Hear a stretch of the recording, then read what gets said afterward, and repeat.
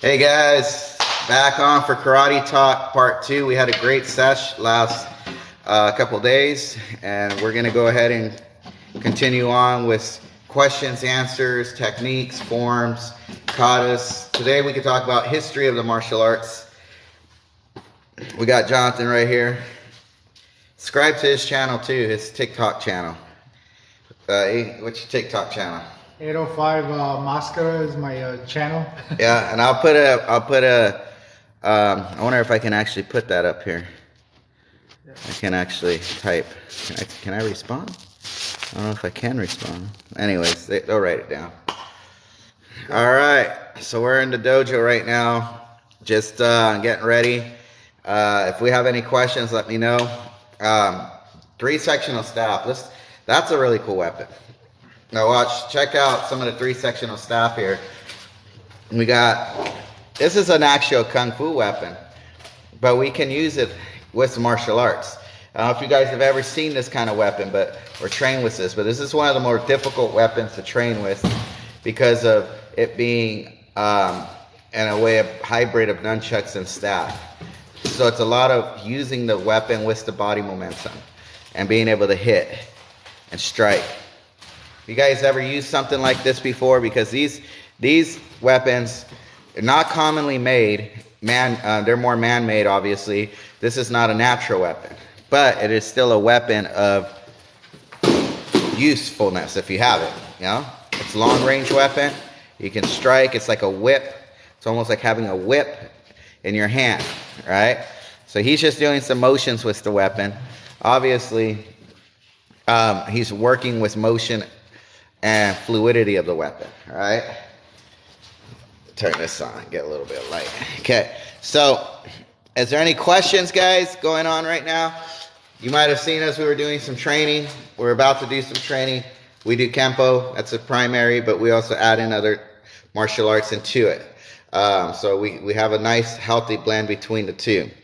We look forward to seeing the followers from last time and support the channel. Remember, if any gifts, we will do some techniques. We'll do some weapon forms if you place a gift or support the channel. If you have any questions, we look forward to answering questions as well. And at the same time, hearing your opinion on your martial arts background or history. So if you're into martial arts and you like martial arts motion and weapons and training, this is the place to do this and discuss it. This is our forum live chat, and we look forward to discussing all these different motions here. Leave a comment, start getting engaged. It's okay to engage, guys. We're here to help just do our best to share our knowledge. We're not here telling people what's right, what's wrong, or trying to say our way is a better way. So, history of martial arts. What's a good history you want to kind of share with these guys? So basically I started off with this weapon. So to go in details, in ancient China, you could Google this source and everything. In China there was this famous general. He went into a battle with his staff, you know. So everybody knows the staff, it's easy. You know, he was just, doing his normal thing, and then he got his staff chopped into 3 pieces. And he was upset, so he went to his blacksmith, and his blacksmith made a 3-sectional chain staff, and with that, he started using it. And that's the history of the 3-sectional staff. Or you could see it famous performed by Bruce Lee in Kato, the Green Hornet, and then the 36 Chambers of Shaolin. Gordon Liu, he uses it to battle in inspiration. It's a very difficult weapon. And in my opinion, I like it way more better than the nunchuck because it's double the danger, it's triple, it's really hard. I've been hit with it so many times, and from the groin shot to face shot, elbow, knee, and leg, I'd say the worst pain would have to be hitting my elbow with that weapon in particular. It's very difficult, and the only way you could find a weapon like that and do it, it's going to be in Kung Fu Wushu schools. A lot of them use that in competition, and the ability to use that weapon, they use speed and posture and poses to win the points and everything. I do have experience. I was self-taught, and I could tell you it hurt a lot with the wood one and with the metal one. Like I said, it's not easy with the staff, so just doing a tutorial on both really quick. And I'll have you guys watch the air, and I'll place the bag so you guys can see him actually hit targets. That's important to see actually impact with the weapon and how much momentum this weapon can build and force and pounds behind the strikes. If you guys if you guys like what you're seeing, again, leave a like, comment. Don't support the channel by giving some gifts. We look forward to keeping this going. We definitely enjoy martial arts, how it helps people, the different paths that people travel and their journeys through the martial arts, such as competing in live tournaments, actual hitting, things like that. Thank you again. We appreciate the support. Thank you guys. You guys are awesome. Thank you very much. Let's go into some bag hitting, okay? So we're going to pull the bag out. I'm going to put Bob out. A lot of us know what Bob is. Okay? Now, the question is what does Bob stand for? Right? Okay, why is it called a Bob bag? Okay? For those of you that do know, awesome. But if you don't know, it's called the body opponent bag. That's why it's called Bob. Body opponent bag. Right? So I'm going to have us demonstrate some techniques on Bob, and we can do a weapon strike. Whichever weapon you want to show that shows the force of impact. So if someone was standing in the direction of this weapon, you wouldn't want to be on this end where Bob's at. Okay, so here, he's going to get ready. He's going to show you some strikes. Obviously, however you want to show it. Okay. Springboard strike, using the floor to springboard and using the staff as a weapon. Okay. Such as sports, relate that to sports. There are sports that do that. Lifting under the chin with a strike. Pole vaulting, Yep, there we go. I'm sure in European and Asia they use the pole vault, just as I did. It's actually very popular in Poland. The Polish put on a big event every year when it comes to that. So you can spin. Now throw like a horizontal strike or so, like a basic staff strike. So there's this poke, and there's a strike going sideways, okay? So if he takes his whole hip and hits, you have now a really solid strike that can push through. You can use a broomstick. You can practice this with any kind of long piece of wood. You can get, your own staff. Just go out, get a mop stick, right? And those are all staff. That's why I love this weapon, because it is also a natural weapon, all right? And then if you take your staff and shorten it into a club like this is like an Eskrima club, which demonstrates the short range weapon or medium range weapon of this, okay? That is a long range weapon. So taking the club and using the force of this momentum. It's not just a baseball bat swing. We could go through, obviously, or we can whip. The one thing about these clubs, they're so light that you can whip them.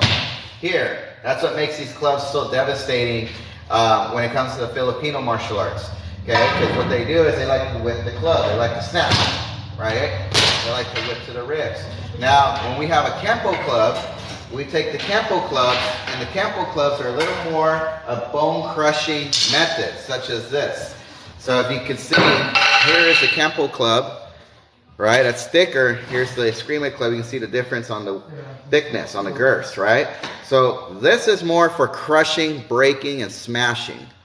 And this is more for whipping, stings, ricochets, stuff like that. So this is what's going to create really devastating motion, okay? So you'll hear the difference. I can't really whip, but I can crush. So if I can take this here, I can, that's a lot different, okay? If I smash here, this is a whip, okay? Whip, smash, right? You take them together, you have a whipping strike and a smashing strike. They both can poke and joust and travel here. But when you have these, so, okay, let me get the other Kenpo. Give me the two. So I'll show you guys a few Kenpo basics with the sticks, okay? So when you have these sticks, okay, so you kind of strike, boom, right? This comes up, like a T. 1, 2, and then back down. So it's the traveling method. This can check on the lower half. Alright? So, and then from there you can keep. Alright, so that's how you would apply the sticks. Was the Kenpo version to it. Is there any comments, guys, that you guys might want to say about the sticks? Appreciate the wow. You want to talk about the tonpas? Yeah, go for it. Oh, okay. Got someone in there that's going like this. So basically, the tonpas were in Okinawa, Japan.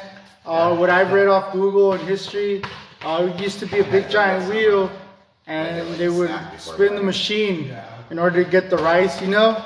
Or, yeah, so basically, we still use it today. An officer uses it. It's called a baton, you know, it's similar and stuff. You have it right here for long range and stuff. You know, spins and everything. Because I took his advice, you know, of eating more. So basically, you know, you could just go down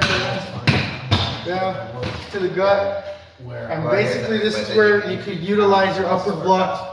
Bang, bang, inward, down. Okay. He said it was most likely that. Yeah, that's not bad. I And everything against a baseball bat. Yeah. You know, And then you can counter it in with the strike and everything. You could hit to the gut, went back, then uppercut with the tip right here. You can just go bam to the vital organ, throat, elbow, and everything. I'm gonna lose that 2 pounds plus. Fancy spins and everything. Bam. Plus, I'm just gonna go Upper block. low carb, high protein diet. Against, you know, in the ancient times and everything. yeah. Reverse Yeah, it. I mean, sometimes that'll happen when you Be get a nasty hit to hit for a right while, I here. was having that too, and then, You can bring it in. actually, I've been going over the knee myself. strike. I haven't been staying in the 199. Creativity. The 199. But I think part of it Elbows. is because I'm getting And everything. losing the fast spot. I'm not getting more, you know, right? But Mr. Press. yeah. Oh, okay. There you go. I'll let the 10th degree black belt use it. So you take this, and you can whip. So you have a whipping strike here. And then these come in. And you have 1, 2, 3. Similar to the clubs, similar to those clubs, right? What you're taking is you can rotate, have one long end and one short end.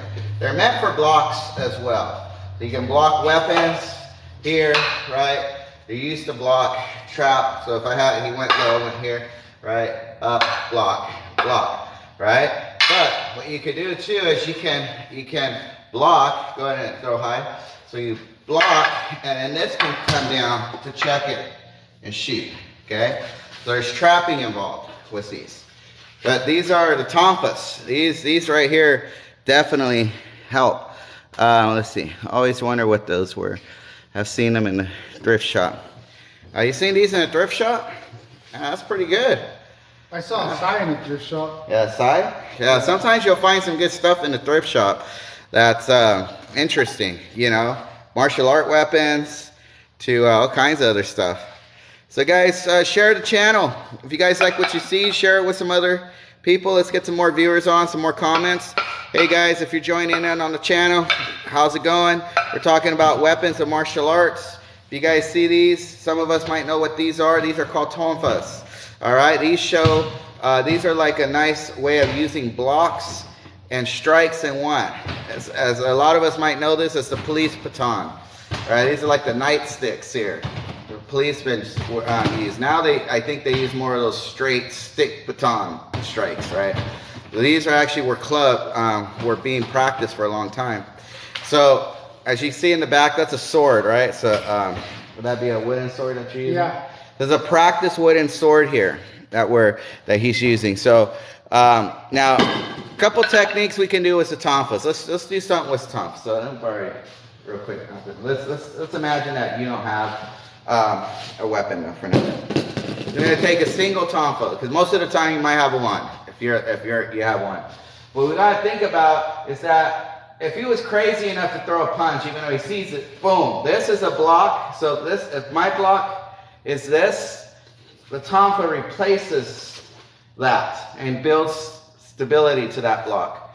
Okay? Now, obviously, the risk of a weapon is he can grab and latch, and now we're fighting for the weapon. Okay? So that is a risk that will happen, right? You might want the weapon. So you got to think of popping carefully, but striking through this arm and actually making contact here.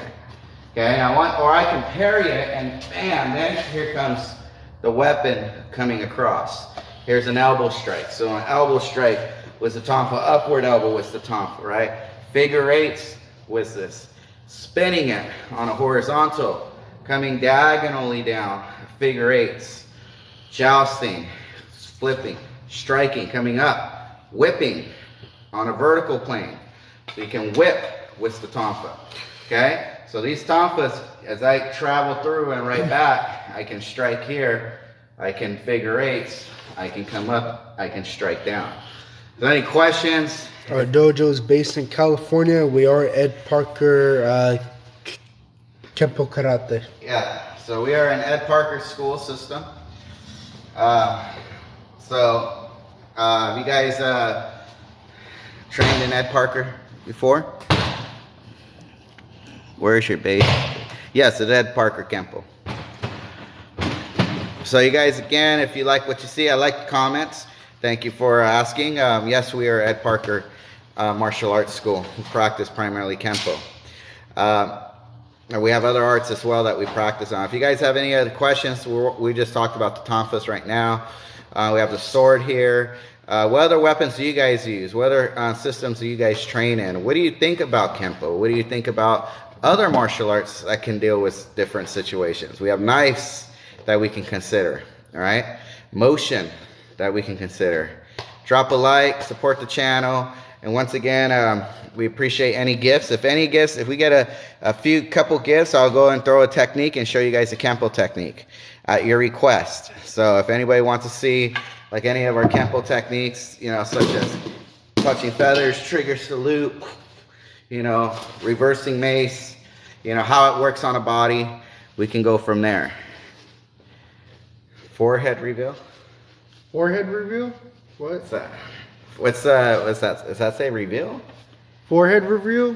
You could be more specific with your question. I mean, Mr. Perez could hook my neck right here, and he could knee me. So if I had the other side of this, I could take this here, hook, and shoot a knee as well. So this is a manipulation. This is a manipulation. Oh, thank you for the support. Thank you. Appreciate it. Thank you for the gift.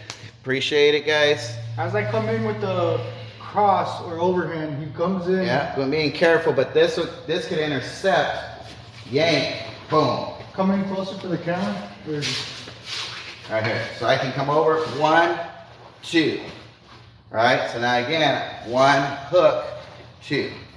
Okay, so this is manipulation. You could get my leg too. Yeah, I can hook the back of his leg. Okay, take out this leg and hook. So it's a strike with this end, boom, and then a rip. Okay, so you have all these different things we're doing. Obviously, we're not hitting full force, but that's the idea. Okay, guys, you're never too old to learn. I mean, you could teach anybody knives in college or eskrima or do basic techniques. You know? Get more feedback now. Yeah. What did that say? Stop. I don't know what's Martinez 82's problem, but we're just here to spread knowledge. Yeah. Is there an age? No. Start at any age, guys. You just got to pick the right art, right? There's people that start in their 50s, 60s. There's never too late.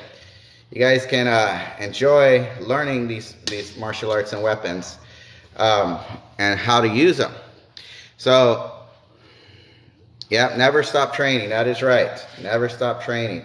We do appreciate the gifts and support as well, guys. So thank you for sending the gifts. Again, if you send some roses, cowboy hats, whatnot, we will do some techniques for you on a body. We will demonstrate live self-defense techniques on each other. Like the channel, follow the channel if you're new to the channel, and we appreciate it. So let's go back to show some nunchucks real quick. Right there. It's a pair. Pair? Yeah, right there. All right, so let's go through. There's another weapon we haven't talked about today, the nunchakus. We haven't talked about that today. Yeah, how do we get those motions in place? Well, you train on the control of the weapon and the amount of angles this weapon can travel. The travel of this weapon is a circular weapon. You can see how he's maneuvering it. Okay?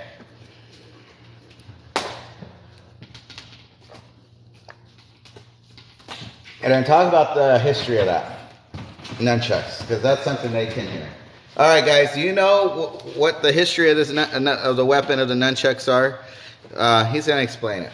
So basically, going deep into history of the nunchucks, the Chinese would ride their horses, and while they're riding with their horses, while they were riding with the horses, they would have a long pole staff and then like a 2-foot stick right here. So a long staff and a 2-foot stick connected to a rope or chain, and they would use it to chase bandits and hit them with that long pole. And then later on, the Chinese went across a boat doing trade in Okinawa, and they showed them this weapon to the Japanese, and then I guess the Japanese would use it against the samurais, because the samurais outlawed all weapons. They outlawed the katana, they outlawed swords, you know? So the Japanese would use their farm tools like nunchucks. What the nunchucks were used for also too is they would get the sticks and grain the rice, you know, hit the bags, you know, make the rice more stable for people to eat and everything.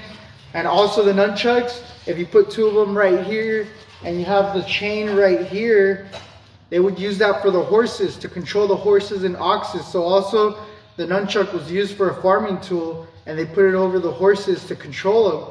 And I guess if I was a kid, you know, with cattle and everything, I'd get bored and I'd take them to their home, leave them in their farm. I'd get the tool that I was using to control the horse and the cattle, and I'd probably play with the nunchako. You know, it's pronounced nunchako, not nunchuck. That's the Americanized version, and you see them a lot, popularized by Bruce Lee and everything.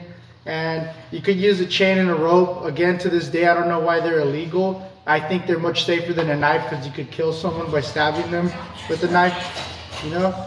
Yeah, right.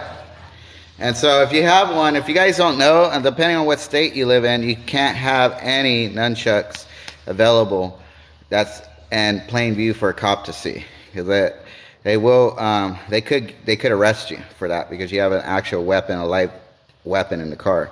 Now let's bring out a weapon we haven't seen today, the kama.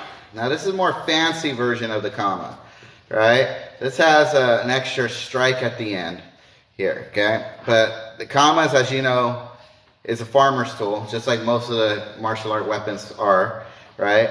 But these weapons are really nice, okay? Now again, it's a man-made weapon, it's more of a farmer's tool, but they are more for hooking, striking, slicing, manipulating, things like that. So you can also tie a rope at the end where you can get good at spinning the kama, right? So you can throw the kama, flip the kama, right? But these kamas are real similar when it comes to motion of any other weapon, okay? So, you know, people, you'll see them throw it up in the air and catch it, stuff like that, right? Flip it, strike across, boom, okay? So you can get fancy with this, but right now, these kamas are more for, like, fellas using Kenpo techniques. You know, we have figure 8, coming straight down, switching, right, in and out. Now you would have 2 kamas, 1 in each hand. But these are a really neat weapon. Yeah, made them with metal and chains to be able to catch and break blades. Yeah, they love you got a compliment on your nunchuck history. Oh, Thank you. Thank you for the nunchuck history. They liked it. No problem. Follow my page and I'll talk about it more too. And follow us. Yeah, go ahead. Share and like. Yeah, remember, follow the page, put a share, like the video. Again, we just brought out the kamas right now. It looks like he's he's going to demonstrate how you can take a rope and use the kama into an advantage of long-range weapon. Nearly all tools have become weapons with a simple shift in intention. Yeah, that's exactly right. And it's the method of execution. The method of execution. We're going to talk about this right here too. This is an important principle when it comes to style of training.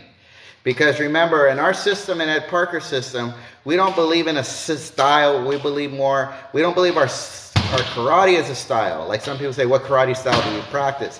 We believe that we have a system in place. There's a difference between a system and a style. And I'm gonna explain that in a moment, but I'm gonna let him show you how you can manipulate a comma and use it in long range, where a lot of people back in the day were able to slice and use a motion of width dimension, a motion of depth, where you can shoot it forward. Okay, so style. What is style? That's going to be the next thing we're going to talk about. Okay, so let's imagine. We'll just imagine here's a nail. Okay, so let's say, for example, Jonathan, he has the comma, and he's going to use the comma. Grab the comma like this. There you go. Okay, so let's imagine that's his way of using the comma, and that's his only way of using it. And I can use the comma this way, and this is my only way of using it. Obviously, both are great. You can use both versions, right? But we're going to talk about a hammer and a nail for a moment. Okay, so I'm going to give you guys a story. A method of execution, guys. This is important. So let's imagine that here's the nail, simple nail, and here's the hammer, right? Just imagine here's the hammer, okay? Now, in California, it's a story here. In California, a gentleman was taught that when you hammer a nail, you hammer it up and down, all right? Okay? All right, he goes over to New York, and New York says, oh, no, man, you got it wrong. You got to go this way, all right? He goes further down. He goes back towards the Midwest, and they say, no, you got to go this way. And then he goes to Hawaii, and they're doing it like this. All right? Okay, so the idea is the hammer didn't change. The nail did not change. But the method of execution changed. That's what changed. Okay? And that's what makes a difference when it comes to the method of execution. So understand that when we have a style is the method of execution you present with your motion of technique. It is not based on just a system. It is based on a style of motion, right? Some people will do an inward block like this, an inward block, palm up, extended out. So on a sideways, you'll see this. You'll see some people go here, where it's closer, and you'll see some people, what we do in Kenpo, we shoot to the 45 inches, okay? So let's just talk about that. So 3 different methods. The inward block is still an inward block. It's the method of how I executed the inward block. That is what changed. Yeah, the comma, right? Yeah, that's right. Something you don't have based on your outfit and the way he's winging it. So is something you don't have based on your outfit and the way he is swinging that tool. What? I'm not sure what you mean by that one, buddy. But I want you to understand that there is a method of execution. So if I took an inward block, so like I took an inward block like this, that is going to be wonderful for him. If I took an inward block like this, it's better for me. So my method of execution changed. Now, if he does the inward block like this, here, that's beautiful, because I can then, if he goes low here, okay, like that, I can hook him and now punch and hit high. If he goes up higher and I throw the same punch, he can technically, if I hook him here, he can technically pull this arm over, like move it over. It's like an outward block. It's like parry, okay? So that's a better chance. Why not just parry? Yes, you can parry. Different styles, parry. So if he has a fist right here, I could parry or I could inward block. The difference is a parry will redirect the energy and the inward block would stop the motion. And if you're really good, I mean, you can catch the punch, because some boxers can do this. It's all right, but there's no point, because he's gonna retract back, you know, and he's gonna retract back with the parry. The difference with the inward block is if you practice with conditioning, it's gonna hurt, you know, it's gonna hurt. Yeah. So this is more of a striking method of blocking. There's an offense and defense. Remember that, guys. It's important to know. In every offense, there's a defense. In every defense, there's an offense. Okay. So whatever your defensive blocks are, they're also an offensive block. Whatever your defensive block is an offensive. Okay. So if I was going to do a hand sword, that is primarily an offensive shot, right? But if he was about to swing a punch and I shot this first, well, then that became a defensive strike instead of offensive. And the parries are similar. You know, parries, what you do is you redirect the parries, and then you can go into inward blocks. You know, the parries, he throws a punch, I can take this parry up and down, so I can maneuver that punch around, even if it shoots in. I have the second one as a check, either palm or chop, palm, hammer, fold an elbow, outward elbow, or I can come up and outward elbow, break, hammer back, you know, hit the back of the head, stuff like that. Mayweather's used that motion. Mm-hmm. He used it in boxing Yep. to deflect southpaw. Mm-hmm. All right, guys. So we're gonna call it for here for now. We appreciate you guys supporting the channel. I know we're starting to grow it right now. I might be in and out of this. We could just let it go even during the practice here. Any last? Anybody has comments, it doesn't. If you wanna, if they have any questions. Hey guys. Any last minute questions or anything? You know, ask me anything. All right. I messed up that cash. I'm better with the writing. Whatever. But basically, that's what we do. You know, you go through technique and basics and everything. Let's see. I think I'm gonna end the chat right here. We're gonna do everything today because we got a long